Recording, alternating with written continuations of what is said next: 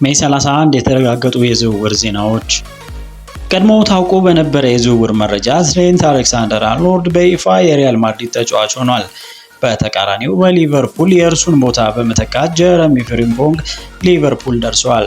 ለዝውውሩ እስከ 35 ሚሊዮን ዩሮ ወጪው መሆኑ ተነግሯል። በተጨማሪም የሊቨርፑል ሉዊስ ዲያዝ አይን በዝቶበታል። ከባርሴሎና እስከ ሳውዲ አረቢያ ክለቦች የዚህን ዝውውር ሂደት በቀጣይ ቀናቶች የምናይ ይሆናል። በሳውዲ አል አህሊ ከፍተኛ ገንዘብ የቀረበለት ማንቸስተር ዩናይትድ ብሩኖ ፈርናንዴዝን የመልቀቅ ፍላጎት እንደሌለው አሰልጣኝ ሩበን አሞሪም ተናግሯል።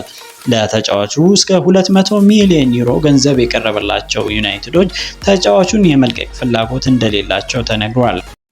ማንቸስተር ሲቲ የኤሲ ሚላኑን 8 ቁጥር ተጫዋች ቲያን ራይንደርስን ይፈልጋል። የዝውውር ዋጋው እስከ 60 ሚሊዮን ዩሮ ሊሆን እንደሚችል ተገምቷል። በቅርቡ የዣቪ አሎንሶን ቦታ የተኩት ኤሪክ ቴን ሃግ በሪያል ቤቲስ ጥሩ መሻሻል ያሳየውን አንቶኒን ለማስፈረም እንደሚፈልጉ ተነግሯል። ይህ የሁለቱ ሰዎች ግንኙነት ለሶስተኛ ጊዜ እንደሚሆንም ይጠበቃል። አርሰናልን ጨምሮ በብዙ የእንግሊዝ ቡድኖች ይፈለግ የነበረው የስፓኞሉ ጆዋን ጋርሲያ የባርሴሎና ቀዳሚ ምርጫ ሆኗል።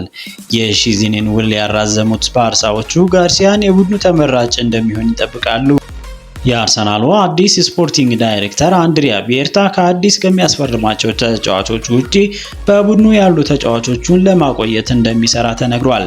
በዚህም የተከላካዩን ጋብሪኤል ማጋሌዥ ውል በ4 ዓመት ለማራዘም ስምምነት ላይ ደርሰዋል። ተጫዋቹ በኤምሬትስ ቀጣዮቹን 4 ዓመታት ይቆያል።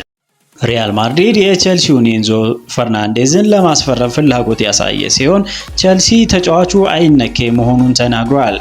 ቼልሲ ወደ ማንቸስተር ዩናይትድ እንደሚገባ ሲጠበቅ የነበረውን ሊያም ዴላፕን መጥለፉ ተነግሯል። ለተጫዋቹ እስከ 30 ሚሊዮን ዩሮ እንደሚከፍል ታውቋል። በመጨረሻም ከ18 ዓመት ድንቅ የውድድር ቆይታ በኋላ ኤንጀል ዲ ማሪያ ወደ ልጅነት ክለቡ ሮዛሪዮ ተመልሷል። ከመረጃዎቹ ጋር ዳዊት ነበርኩኝ። የኳስ ተራ ዩቲዩብ ቻናልን ሰብስክራይብ በማድረግ አብራችሁ እንድትቆዩ ጋብዛለሁ።